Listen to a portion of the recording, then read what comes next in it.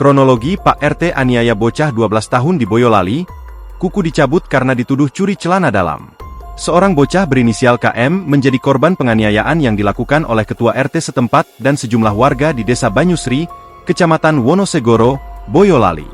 Penganiayaan ini terjadi setelah KM dituduh mencuri celana dalam. Peristiwa penganiayaan ini bermula pada Minggu, 17 November 2024, ketika ayah korban yang merantau di Jakarta menerima telepon dari ketua RT setempat.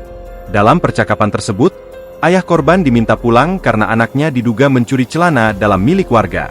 Setibanya di rumah, ayah korban mengajak KM untuk menemui ketua RT.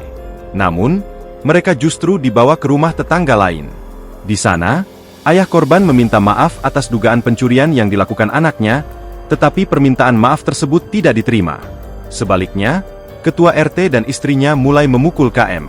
Pada saat di situ ada komunikasi, ayah korban meminta maaf atas dugaan pencurian yang dilakukan anaknya. Tapi belum dimaafkan, ujar Fahrudin perwakilan keluarga korban. Setelah dianiaya, KM diancam agar tidak melaporkan kejadian tersebut.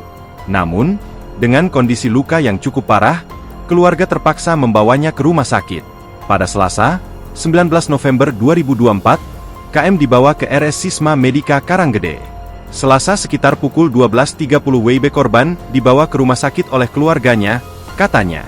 Namun, karena luka yang serius, ia dirujuk ke RSUD Waras Wiris Andong.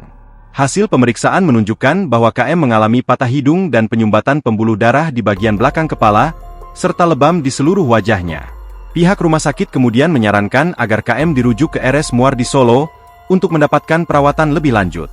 Kasus penganiayaan ini telah dilaporkan ke Polres Boyolali. Download Tribun X sekarang, menghadirkan lokal menjadi Indonesia.